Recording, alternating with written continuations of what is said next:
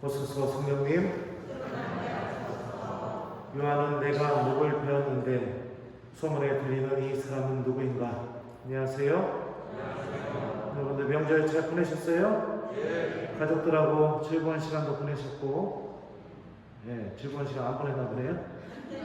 싸웠어요? 네, 그래요. 저기 아들하고 며느리한테 용돈 좀 받으셨습니까? 네. 난 못 받았다. 손 들어봐요. 난 못 받았다. 그래요. 본인 탓입니다. 내가 아들하고 며느리한테 그동안 어떻게 되셨나 한번 잘 생각해 보셨으면 좋겠습니다. 그래요. 용기 내서 손 들어주신 분께 감사드립니다. 자, 오늘 복음 말씀은 복음에 등장하는 헤로데에 대해서 우리가 생각해 봤으면 좋겠습니다.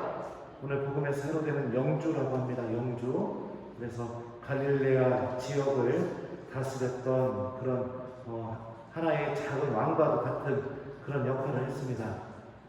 세례자 요한을 참수하는 장면에서 보면서 알 수 있었던 것처럼 헤로데는 굉장히 체면을 중요하게 여기는 사람이었습니다. 그래서 헤로디아의 딸이 춤을 추게 되었을 때 세례자 요한의 머리를 달라고 이렇게 청하게 되자 헤로데는 요한이 의로운 사람, 곧 하나님의 말씀을 전해주는 사람이라는 것을 분명히 알고 있음에도 불구하고 사람들에 대한 자신의 체면, 또 말을 바꾸게 될 때 자신이 어떻게 비춰질까, 이런 것 때문에 세례자 요한을 목을 베서 은쟁반에 담아서 가져다 주어라고 이렇게 명령하게 되었죠. 그러니까 막강한 권력을 갖고 있었던 사람, 또 헤로디아의 딸에게 내가 청하는 것은 무엇이든 내 왕국의 절반이라도 주겠다 라고 이렇게 말할 정도로 막강한 부도 갖고 있었던 사람, 힘도 있었고 돈도 많았고 그리고 체면도 굉장히 중요하게 여겼고, 이런 사람이 헤로데입니다. 사람들이 예수님께서 일으키신 기적을 보고 또 예수님께서 전하시는 하느님의 말씀을 듣고 사람들은 세례자 요한이라고 이렇게 외치기 시작했죠. 예수님을 세례자 요한이라고 생각했었던 것 같습니다. 또 오늘 복음에 의하면 세례자 요한뿐만이 아니라 다른 예언자나 또 이렇게 평가가 다들 달랐었죠. 근데 헤로데는 이런 부와 권력을 갖고 있음에도 불구하고 세례자 요한이라는 이 이름을 듣게 되자 두려움 속에 빠지게 됩니다. 요한은 내가 목을 베었는데 소문에 들리는 이 사람은 누구인가? 헤로데의 마음을 뒤흔들었던 것은 자신이 과거에 세례자 요한을 죽였다라는 자신의 죄였습니다. 체면 때문에 저지른 살인. 이 죄가 모든 것을 다 갖고 있는 헤로데도 불안하게 만듭니다. 잊혀져 있던 죄가 세례자 요한이라는 이 이름 하나 때문에 그 이름이 그의 귀에 들려오게 되자 두려움과 공포, 죄책감 속에 그를 가두게 만들어버리죠. 이와 같은 헤로데의 모습은 우리에게 한 가지 명확한 사실을 알려줍니다. 죄는 절대로 우리 영혼의 기억 속에서 사라지지 않는다는 점입니다. 잊혀질 것이라고 착각할 수 있을지는 모르지만 죄는 분명히 우리들의 영혼 안에 분명히 남아있게 되고 또 그 죄가 어느 순간에는 반드시 되살아나서 우리들을 죄책감 속에 가두고 내가 갖고 있는 그 어떤 것으로도 그 죄책감에서부터 벗어나지 못하게 하고 내 영혼을 점점 이 죄책감이라는 올무에 묶어서 하나님으로부터 나아가지 못하게 하는 그런 힘을 갖고 있다는 것을 우리가 오늘 복음을 통해서 생각해 볼 수 있습니다.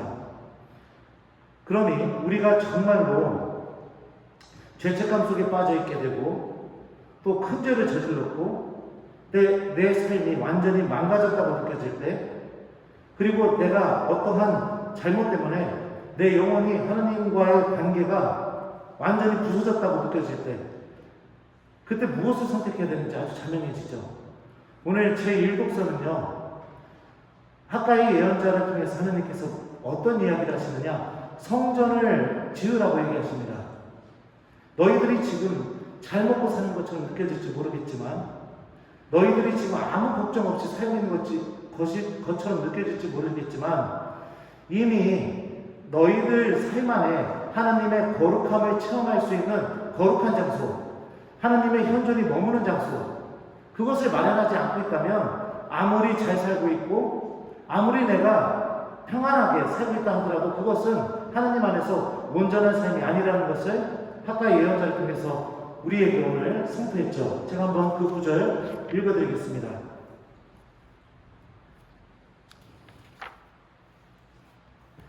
이 백성은 주님의 집을 지을 때가 되지 않았다고 말한다. 너희가 살아온 길을 돌이켜보아라.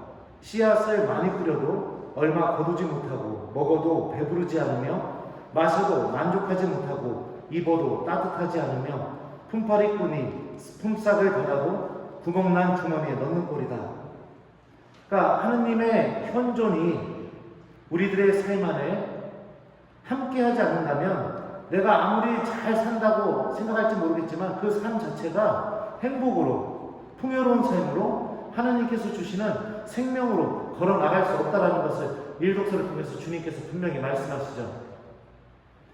내가 완전히 망가졌다고 느껴졌을 때 다시 오늘 복음으로 돌아가 봅시다. 그러면 우리가 무엇을 선택해야 됩니까?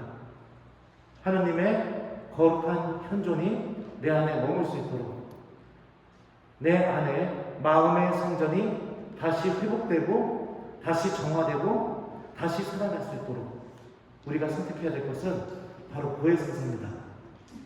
그런데 대부분의 사람들이 선택하는 것은 그 고해소가 아니라 그냥 시간이 지나게 되면 잊혀질 것이라는 그 잊혀짐을 선택합니다. 그냥 마음 한구석에 묻어두고 기억하지 않게 되고 시간이 많이 지나게 되면은 내가 저지른 그 죄 또한 내 마음을 괴롭히지 않을 것이라고 그렇게 착각하면서 살아가게 됩니다. 그런데 정말로 우리 영혼이 듣고 싶어하는 목소리는 그 잊혀짐 속에 죄를 그냥 묻어두고 살아가는 것이 아니라 하나님께서 너를 용서하셨다. 하나님께서 네가 지은 죄를 더 이상 기억하지 않으신다. 주님께서 너를 완전히 깨끗하게 만들어주셨다. 라고 고해소에서 거룩하게 울려 퍼지는 이 하나님의 용서의 목소리를 우리 영혼이 간절히 듣고 싶어 합니다. 혀가 보입니다. 여러분을 완전히 자유롭게 해줄 수 있는 은총이 고해소에 있습니다. 여러분이 헤로데처럼 예수님이라는 이름을 듣게 되었을 때 두려움과 죄책감 속에 떨게 해주지 않을 수 있는 은총이 고해소에 있습니다. 사람이 지을 수 있는 죄 중에 가장 큰 죄, 제가 뭐라고 했었죠? 기억나시나요? 사람이 지을 수 있는 죄 중에 가장 큰 죄, 그것은 사람을 죽이는 것도 아니고 간음하는 것도 아니고 거짓 증언을 하는 것도 아니고 하나님을 흠숭하지 않는 것도 아닙니다. 사람이 지을 수 있는 죄 중에 가장 큰 죄는 고해성사를 안 보는 겁니다. 왜냐하면 나머지 죄들은 하나님께서 전부 다 용서해 줄 수 있는 죄입니다. 내가 고해성사를 안 본다는 것은 하나님이 나를 용서하지 못하게 만드는 것과 같습니다. 전지전능하신 분께서 내 안에서 그 어떤 힘도 드러내지 못하게 만드는 것, 이게 사람이 지을 수 있는 죄 중에 가장 큰 죄입니다. 나머지 죄는 다 용서해 줄 수 있는 죄라는 것을 우리가 알 수 있죠. 하나님의 자비의 힘을 믿고 우리가 고해소를 향하게 될 때마다 우리 마음 안에, 우리 삶 안에 하나님의 거룩한 현존인 그 거룩한 지성소가, 그 성전이 회복되기 시작하게 되고 우리들의 삶 또한 하나님의 용서의 힘으로 주님께서 인도하시는 행복과 은총으로 또 생명으로 걸어나갈 수 있게 됩니다. 요한복음에 보면 이런 말씀이 있습니다.